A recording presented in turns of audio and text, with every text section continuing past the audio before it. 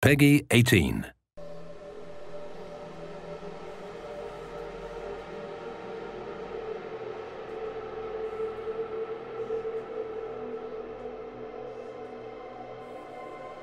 Hey everyone, I'm Joel Leschler, a producer from 2K Australia. Hi everyone, I'm James Lopez, producer at Gearbox Software. And we're here to show you a walkthrough of our E3 demo for Borderlands the Pre-Sequel. Hope you enjoy it.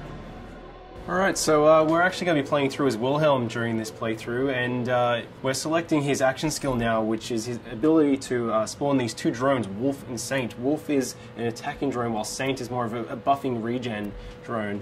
We're going to go down the Cyber Commando skill tree. This one's really cool because if fans remember Wilhelm from Borderlands 2, he was just a giant loader with a human head on top. But in this game, it's his origin story, and he starts out just as a man. But you have the ability by going down this skill tree to start turning him into that giant robot that he was in Borderlands 2. We're selecting the Power Fist skill here, and you'll see that they actually replaced his arm with this robotic one. This one's really cool because it'll deal extra melee damage, and you can actually attack enemies from further away. And if you look at the Shock Absorbers one, which replaces his leg with a robotic leg, this allows you to shoot and reload while you're sprinting, which can come in really handy. The Meteor Slam is also really useful because the butt stomp or ground pound or slam or whatever we're calling it today is really, really powerful in Borderlands the Pre-Sequel. When you're playing in low gravity, you're able to do this huge amount of damage when you slam down to the ground. And that's about all the skill points we can use right now, but we're pretty close to leveling up again. So when we do, we're going to show you the Vengeance Cannon, which is Wilhelm's capstone skill inside the Cyber Commando tree. Yeah. We have a look here, we actually just shot an air geyser, and when these are shot, they shoot out this oxygen which replenishes your Oz kit, but it also propels you up in the air. And the higher you get, the more damage you can do from your butt stomp. So if you hold that crouch button, you slam down on the ground, you deal this huge amount of damage to enemies on the ground. Yeah, geysers are a great way to do a slam immediately instead of having to kind of like prime yourself for it. You can hop on one of those and just immediately move off it and slam someone into oblivion if you want to. Here's another example of how the levels are drawn by low gravity in Borderlands the Pre-Sequel. You're able to do these massive leaps and bounds, and really you have a lot more freedom as a player. The scope of travel has increased so much. And we're able to use the air boost by venting some oxygen. You're actually able to go even further by propelling yourself forward or even higher.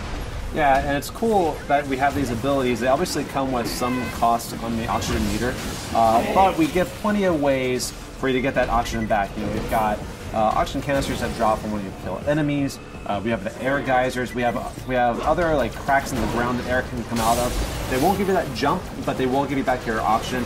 We also have oxygen generators. And even like certain Oz kits will allow you to create an oxygen bubble whenever you do a slam attack. Now these enemies that we're fighting at the moment, the Kragans, they're some of the moon beasts. They're essentially these moon rock monsters, but because this is Borderlands, they absorb elemental attributes as well, and these ones have absorbed cryo damage. We have a lot of liquid methane around this area of Elpis, and they've kind of inherited those abilities, and they're kind of doing cryo damage towards you. But you have the ability to kill them, but what's really interesting about these guys is when you kill them, they actually shatter into two smaller Kragans. Yeah, so you might start off one-on-one and feel like you've got a pretty even fight, but as they break into smaller groups and become more numerous, you might have a really big fight on your hand. Alright, why don't we try and show off Wolf and Saint here, Wilhelm? Alright, so Wilhelm just deployed Wolf and Saint. Those are his two drones.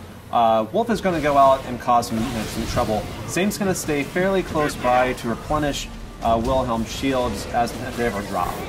Now, our Wilhelm player is pretty pro, so you know, might need to get a little bit of a more challenging fight for him. You can see these beautiful ice particles. With the new cryo element that we brought into the game, you can freeze and shatter any enemy, and depending on which angle you attack these guys from, they're actually going to float off into low gravity in that direction. If you slam down an enemy while they're frozen, you're actually going to split them in half and watch their ice chunks float off. Yeah, that's really cool because the way that they shatter is always kind of customized to like whichever way you hit them. So it never really gets old. It's always different each time. It's really fun.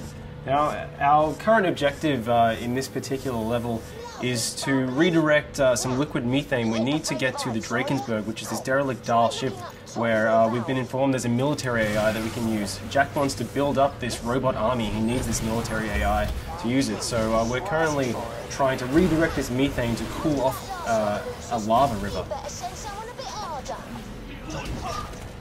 Now, we were just fighting in the Kraken, but over here you can actually see that some of the scavs are actually riding them, which you know, you gotta watch out for because you have two enemies attacking you, and whenever you kill one of these Kraken riders, you might get a couple of little Kraken riders coming out of them. You see, Wilhelm was also using these jump pads, so along with the oxygen geysers, we have these Dahl jump pads which are placed throughout the levels, and some of these shoot you straight up into the air, and other ones kind of propel you really far forward. Again, if you manage to chain some of these together, you can get really, really high and do a slam which does a massive amount of damage. Look at some of these guys, you'll see that some of these scavs have this sort of orange bubble over their head. That's their oxygen bubble. That means that if you crack that bubble, then they're going to take oxygen damage because they're not able to breathe. Which is a really cool way because you can kind of do a hit and run. You don't have to worry about necessarily about finishing them off if you're taking too much heat. You can just wait for them to asphyxiate. But some of these guys also have shields and air bubbles, and so they're a little more of a stronger fight. You have to watch out with those guys because they're more dangerous. So you can see that's an example of one of the Dahl jump pads which shoots you really far forward. And here we have some of the Dahl jet fighters, and they're going to fly around and try and do a huge amount of damage to you. And Wilhelm is doing pretty well. Yeah, that was a spot-on hit. That was really good. Oh no, but you fell off the side. That's okay because we've got plenty of jump pads. We have a lot more verticality in Borderlands now than we ever did before. So there's not necessarily any one way to get to this objective. Really, all he has to do is just find either a jump pad or a way to jump from platform to platform. Yeah, something really great about the low oxygen, it allows you to traverse these maps really, really quickly. So because you can make these massive leaps and bounds and you have these jump pads, you're able to get from one end of the map very, very fast and really get an edge on enemies. Alright, now it looks like we just leveled up. So we're going to go and put that skill point in Vengeance Cannon. That's really interesting because if you take a certain amount of damage, Wilhelm responds with the Vengeance Cannon and can do a great amount of damage within a pretty generous period of time. You have about 30 seconds of action on this. It can come in really, really powerful when you're under the pump. Yeah. So you can see now we're actually redirecting this liquid methane, so we should be able to go over and try and freeze this lava lake. Alright, so once this pipe connects, we actually have another route on how we can get to the next objective. You could just go down to the ground if you wanted to, but because of the verticality in the pre-sequel, we can actually continue along this path here. All you have to do is have the option to make the jump, and then you can actually run along this pipe here. So there's plenty of ways to explore this map and get pretty much to anywhere you need to get. Yeah, it's really cool as well. Our level designers have built the map so, especially when you're playing co-op, you can have each player, they can approach each of these sites from different angles. So we could have taken that pipe all the way along while Athena went down via the ground and went over to the via the jump pad. Yeah, people that are especially fond of sniping should keep an eye out for these kind of opportunities because you get a superior angle from which you can snipe off those oxygen bubbles or just do just a bunch of damage in general. Yeah, absolutely. So we're going to continue along this way, and Athena's going to continue on the ground, and they're both getting that. She's going to jump across this chasm here, and we're going to get on to the next big fight. Yeah, we should be able to ambush these guys by taking them from two different angles. Once Wilhelm, finds a way to jump over this. There we go. Alright, so in this area here, we've got some jetpack scavs. We also have some guys that are on foot. They actually see a scav that Athena just killed just flying off in the distance. And he'll go on like that for quite some time. Yeah, if he still has any life left in him, he's getting pretty beautiful. Oh, yeah. Awesome. Oh, no! Athena's down. Hey, Wilhelm, why don't you go ahead and revive her using the oxygen? Yeah. So you kind of have these cool tactical decisions.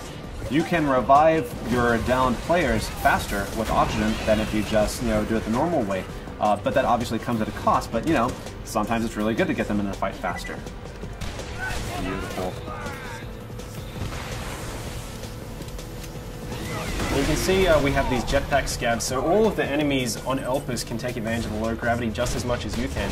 So if you're getting protection behind cover, they can actually jump over and stomp on you and invalidate your cover just like you can them. We really wanted this gravity system to go throughout every single feature in the game. We just did a pretty awesome butt stomp there. Yeah, that was solid.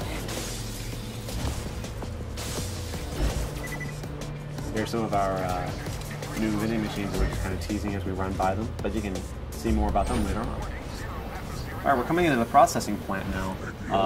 This is actually where you just directed the liquid methane to, and it's really important that you do this because we're going to use it to freeze a lava river so we can form a natural bridge we can cross over to the Drakensberg in the next map.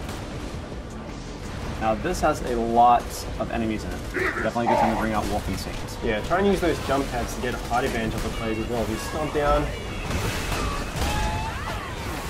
He just shocked that scab when he did that ground pound because of his because of the Oz kit that he has. It's really cool because each Oz kit can have a variety of features on it. Some of them will do your basic oxygen extension, but some also add elemental attacks. Some will create oxygen bubbles whenever you do a slam. There's a lot of layers to them because it's really important to us that our gear be relevant and offer some really cool stuff. Obviously, these sort of varieties are really important to us. Whenever we added the ice elemental, this also is represented across all gear items. So you've got it in shields, you've got it in grenade launch, you've got it in guns, and we also have lasers. Lasers support all the elementals, so we've added even more bazillions of gear. Yeah, you can see right here we have an ice laser. So we're able to shoot this beam, this kind of freeze ray, and then we can do butt stomp and hopefully shatter this guy. Getting close. Nearly. Uh-oh. Remember, the higher you get, the more damage you're going to do. So, very close. Can you just take out kill? Yeah. That's okay, though. It's always next time. So it looks like we cleared out the enemies here. Let's try and get that methane onto the lava river. Sir, I've got my best people working. It is Borderlands though, so you always have to loot. That's right. Let's take all of them over. Who the hell is Ninja. that? That is the 10-year-old boy we hired to help us. You're fired, John. You can see the Drakensberg out there in the distance, so that's our objective. We want to get to this crashed Dahl ship to get this military AI. Once we get that military AI, Jack can put into the loaders, which up until this point have been useless. They're just construction bots, basically. But once we put the AI in them, we'll be able to weaponize the loaders and reclaim Helios, which is the moonshot facility. I need you to dump the methane from the reservoirs into the lava. We'll create our own path by cooling it off. This is gonna be ace. The lake should be safe now. Let's get to the Drakensberg so you success. can find that Let's make our way over to the Drakensberg. Lads, looks like we're going to have guests over. The kind the bosun wants dead as quickly as possible. Of course, will Borderlands be without a bunch of big baddies to have to fight? Yep, they just get bigger and bigger. I really like that he is an ice dragon, but he also has lava inside of him. Yeah, I see that all the time. Yeah, it makes sense. All right, guys, and that's our E3 demo. We hope you enjoyed seeing it. Please stay tuned for more pre-sequel news.